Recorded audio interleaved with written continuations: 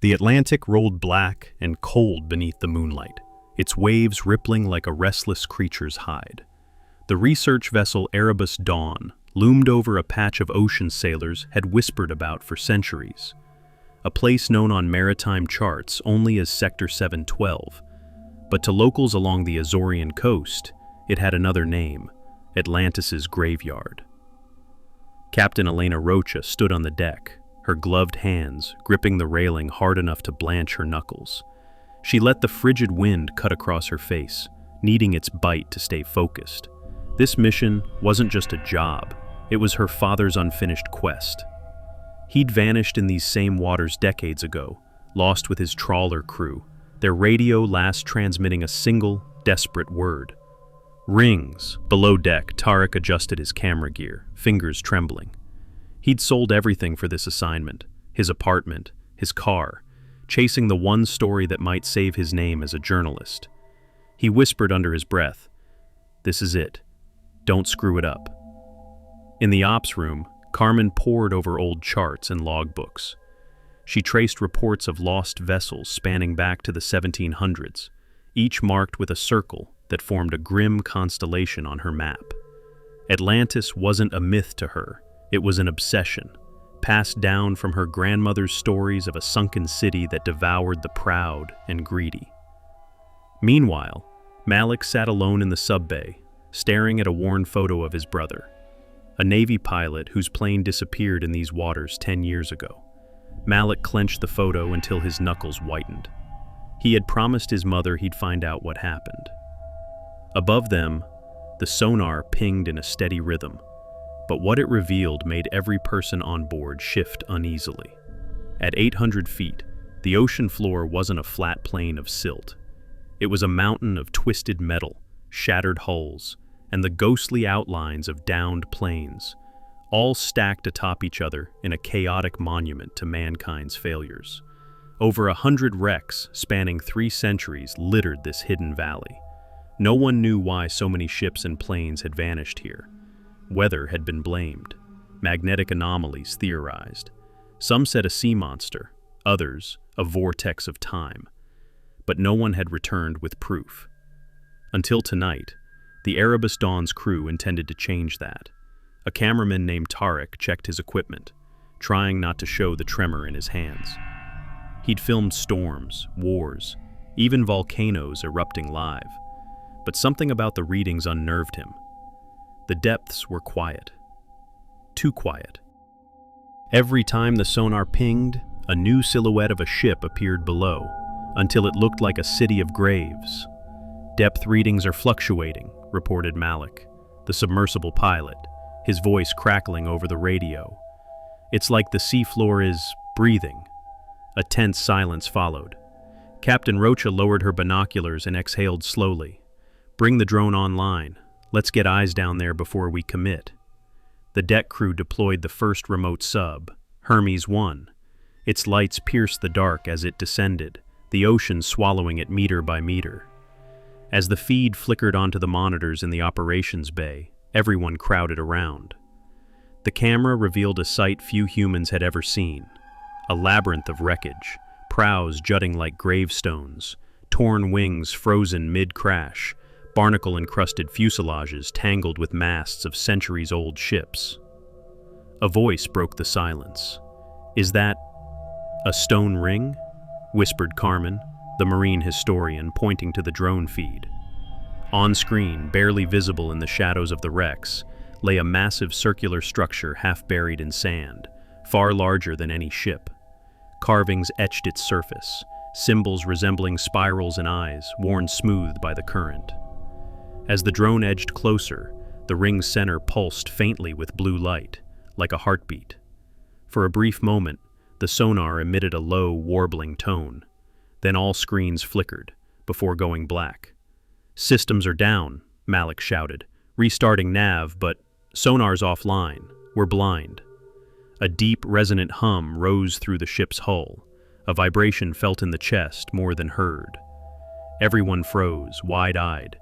The lights on deck dimmed, flickered, then steadied. Outside, the ocean had fallen deathly still. Even the wind had died. Tarek looked up from his camera. Did anyone hear that? His voice wavered. A voice saying, "Return?" Captain Rocha scanned her crew, each face pale under the emergency lights. She swallowed hard. "Prep the submersibles. We dive at first light." Because for all the horror in their eyes, they all knew the same truth. If they turned back now, the mystery would remain. And some part of them, each of them, needed to see what lay beyond that ring. First light brought no comfort. The sea lay flat and gray beneath a pale, sickly dawn, as if the world itself held its breath. Mist clung low over the water, swirling around the Erebus dawn like phantom hands. By 6 a.m., the crew had the submersibles ready. Orpheus and Eurydice, sleek, two-person deep-sea craft, lowered into the water with a hiss of winches and a chorus of groaning cables. The plan was simple. 2 teams would descend, sweep the graveyard, and investigate the stone ring. Captain Rocha and Carmen would take Orpheus, Malik and Tariq, Eurydice.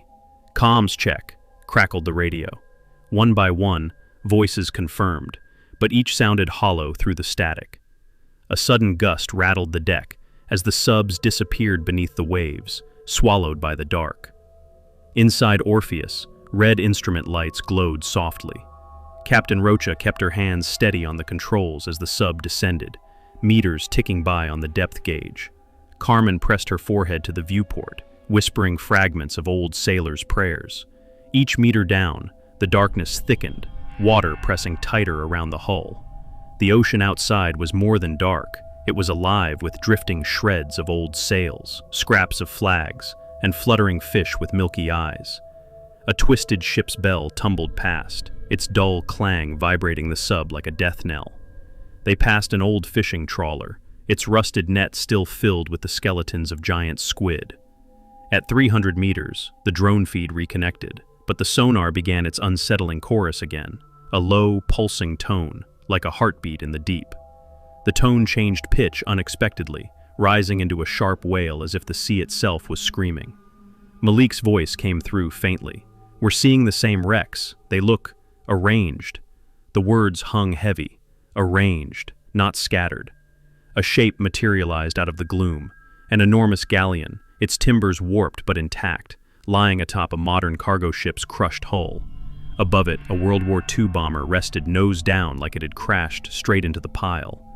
"Why are these wrecks stacked?" Carmen whispered. "I don't know," Rocha muttered, "but it's not natural." The sub's floodlights swung wide. Ahead loomed the stone ring, half submerged in silt. Massive, ancient, it dwarfed everything around it. Symbols spiraled across its surface, each groove catching the sub's beams in shifting patterns. The blue glow from its center pulsed brighter now, rhythmic as a siren call. A sudden current swept across Orpheus, rocking it violently. Alarms shrieked. Carmen braced herself as the sub's lights cut out for a heartbeat. Through the darkness outside, something immense drifted past. A hint of scales, a glimpse of fins like knives. Then the lights flicked back. Whatever it passed was gone. But in its wake, Carmen noticed the silt disturbed around the ring's entrance, like something had crawled out. Malik's voice returned, shaking. We saw it too. Big as a whale, but moving wrong. Fast. God, it had eyes. Static crackled. Eurydice's signal wavered, then steadied. "Team Orpheus, we're moving in," Malik said, but his voice was thin, forced. "We can't stay out here." Captain Rocha tightened her grip on the controls. "Agreed. We'll breach the ring together." Together, the 2 subs eased forward, lights cutting through suspended silt. The ring loomed larger and larger in their viewports, the carvings almost hypnotic now. Every few seconds, the sonar emitted that strange warble, matching the pulse of the blue glow. As Orpheus crossed the threshold of the ring, a strange pressure settled in the cockpit, like descending into a deeper darkness, one not measured in meters. For a moment, both teams heard it clearly, a voice whispering in a language older than words, carried by the water. "Descend, descend." As Orpheus and Eurydice pushed through the stone ring's threshold, the sub's lights dimmed, swallowed by an inky gloom, thicker than any ocean darkness they'd ever encountered. The pressure outside felt heavier, almost oppressive, more than physics should allow. The hulls groaned like tortured animals, each creak a reminder of how fragile their metal shells truly were. Then, like stepping through a curtain, the darkness fell away.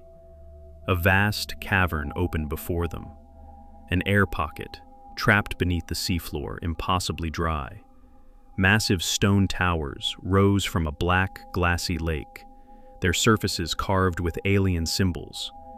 Bioluminescent algae coated the walls, pulsing with that same rhythmic blue light that had called to them from the ring. The algae's glow revealed shattered statues along the cavern walls, warriors frozen mid-scream, eyes hollowed as if they'd been gouged out long ago. The subs drifted low across the water's mirrored surface, their beams cut across ancient plazas, littered with artifacts, rusted swords, bronze helmets, a child's rattle encrusted in calcite. Carmen whispered, "This isn't just a city. It's a graveyard inside a graveyard." Suddenly, Orpheus's lights swept across movement, something pale and long, darting through the ruins like a snake. A flash of claws, a glint of eyes that glowed yellow in the algae's light. Then it vanished between fallen columns. Rocha's heart hammered. "Did you see that?" she hissed, adrenaline roaring in her veins. Malik's voice came through from Eurydice, shaky. "Yeah, not fish, not human. What the hell are they?" Orpheus's sensors pinged wildly, motion on all sides. Small, dark shapes flitted across the city's rooftops. Static buzzed over the radios. Then, from the shadows, whispers rose in unison, overlapping and echoing in the cockpit. "Return. Feed. Return." The words felt wrong, as if spoken inside their skulls rather than over speakers. "Abort," Captain Rocha said, but the controls shuddered violently beneath her hands. An unseen force yanked Orpheus downward, scraping it along submerged stone streets. Sparks lit the viewports as the sub's nose ground against basalt steps. Malik's panicked voice cut through. "They're grabbing Eurydice, losing control." On the monitors, Eurydice twisted sideways as shapes swarmed around it. Thin, pale arms ending in clawed fingers reached from the dark. One by one, the external lights on Eurydice flickered and died, until only a single flickering bulb revealed glimpses of blank, lidless eyes and sunken sockets. Captain Rocha slammed every control she could reach, but Orpheus was dragged deeper into the city, through a grand archway lined with statues of beings neither fish nor man. The statues' eyes seemed to follow them, glinting coldly in the algae's light. They emerged into a massive square. A ziggurat rose from its center, water pouring in rivulets down its steps. At its peak sat a throne of black stone, and on it, something impossibly old shifted. The figure was massive and humanoid in outline but covered in pale scales, its mouth a vertical slit lined with needle teeth.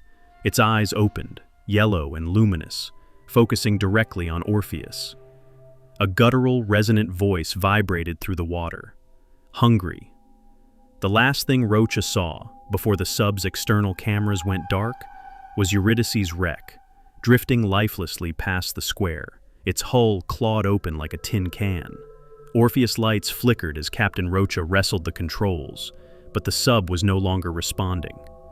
Outside, shadows poured from every alley and archway, tall, spindly shapes moving with a jerking grace, like marionettes pulled by unseen strings. "Carmen, emergency beacon, now!" Rocha barked. But Carmen was frozen, staring at the shapes slithering closer on the monitors. Their eyes glowed faintly in the blue algae light, unblinking, set deep in faces both alien and human. The whispers returned, overlapping and louder, filling the cockpit with a psychic roar. "Feed. Return. Join." Something slammed into Orpheus from below. The sub jolted upward, lights spinning wildly across the cathedral-sized chamber. A fleeting glimpse revealed the ziggurat's base teeming with dozens, maybe hundreds of the twisted Atlanteans. Some crawled, some swam with eel-like grace, others staggered upright on skeletal legs. All moved with singular purpose, toward the intruders. A massive tentacle, glistening and muscular, lashed from the darkness and wrapped around Orpheus's bow. Metal shrieked as the hull buckled. Carmen screamed. Water sprayed into the cockpit through hairline fractures. Rocha fought for control, alarms blaring red warnings. "Malik, do you copy?" Rocha shouted into the radio. Only static answered. Suddenly, Eurydice's external lights burst back on for a split second, revealing Malik's face inside, eyes wide, mouth open in a silent scream. Shapes pressed against the sub's cracked canopy, clawed hands smearing the glass with dark, brackish blood. The light died. Rocha's mind reeled. They weren't just feeding, these things were collecting. Every ship, every plane. They hadn't crashed, they'd been taken, pulled down into Atlantis's waiting maw. The pressure gauge in Orpheus spiked as the tentacle yanked them closer to the ziggurat's base. A low rumble rolled through the water, a deep, bestial voice vibrating in their bones. "Feed!" The cockpit began to flood faster, icy water swirling around their legs. Rocha's thoughts raced. Even if they escaped, the entrance was gone, blocked by collapsed rubble or deliberately sealed behind them. A trap that had been waiting for centuries. Carmen's hand closed on Rocha's arm, eyes wide with terror. "We're not going to make it." Rocha met her gaze, something cold settling in her chest. "We're not dying without a fight." She flipped the sub's emergency ballast release. Explosive bolts blew off Orpheus's external weight tanks, and the sub shot upward like a missile. The Atlanteans swarmed, claws slashing at the rising craft. One scraped deep gouges in the viewport, sending spiderweb cracks across the glass. As they cleared the ziggurat's peak, Rocha caught a final glimpse. The Atlanteans clustered together below, their eyes pulsing in synchrony, watching the sub rocket away, unfazed, patient. For they knew what the divers didn't yet understand. Atlantis's graveyard never let anyone go for long. Orpheus rocketed upward through the murky chamber, water gushing through widening cracks in the cockpit. Lights flickered wildly, alarms screeched in overlapping tones. The pressure gauge's needle quivered near the red line. Captain Rocha slammed the controls, praying the sub's momentum would carry them back through the stone ring. Come on, she shouted, voice ragged. Behind them, a thunderous rumble echoed through the cavern. Shapes surged upward, the Atlanteans launching themselves in pursuit, bodies undulating like monstrous eels. Carmen clutched the radio mic, screaming into it. Erebus Dawn, do you copy? We're... A blast of static drowned her voice. Then a brief, garbled transmission crackled over the line. Words from Malik, or what was left of him. Don't leave it. Hungry. The stone ring appeared ahead, framed in the sub's fractured canopy, its blue pulse now frantic, strobing faster than a heartbeat. As Orpheus crossed the threshold, everything changed. Light and sound warped. A sensation like being squeezed through a pinhole rattled their bones. The sonar's warped tone screamed in their ears. Then they were through. The sub burst out of the ring's upper edge, tumbling into the graveyard of wrecks. The Atlanteans pursuing them stopped at the ring's edge, retreating into shadows, their eyes blinking out like dying embers. Silence enveloped the ocean. But Orpheus wasn't built for this kind of damage. Systems failed one after another. Lights, thrusters, ballast pumps. The sub began to sink again, slow but inevitable. The emergency lighting inside flickered like a dying candle. Salt water gushed in through the seams now, pouring down the walls in icy sheets. Captain Rocha, soaked and trembling, triggered the last emergency beacon. A small, flickering red light launched from the sub's hull, broadcasting a final message on all frequencies. A single, static-laced ping of coordinates. Above, on the Erebus Dawn, radios crackled to life. Crew scrambled to triangulate the signal, eyes wide as they realized the beacon was coming from directly beneath their hull. We've got something, confirming origin. Jesus Christ, one of the techs whispered. It's them. It's Orpheus. But below, Orpheus settled among the wrecks like a coffin lowering into a grave. Water poured through widening fractures, the cockpit filled almost to the ceiling. Rocha and Carmen clung to each other, breath shallow, cold salt water rising to their chins. Carmen's voice was a whisper. We were never meant to find it. Rosha didn't reply. She stared out the cracked viewport, where the stone ring pulsed faintly in the gloom, calm again, as if nothing had ever happened. In their final moments, a shape drifted past the cracked glass. A man in a 19th century diving suit, face hidden behind a rusted brass helmet. He paused, head cocking slowly, then drifted away into the darkness. Another shape followed, a child's balloon, perfectly intact, floating upward. Then another, then dozens, and then silence. The whispers returned, faint but unmistakable, carried on the current like voices speaking across time. Return. Feed. Return. The cockpit went black.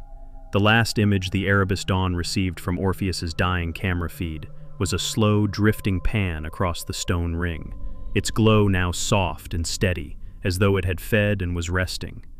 Atlantis Graveyard had claimed 2 more souls, and somewhere deep below, the city waited patiently for the next.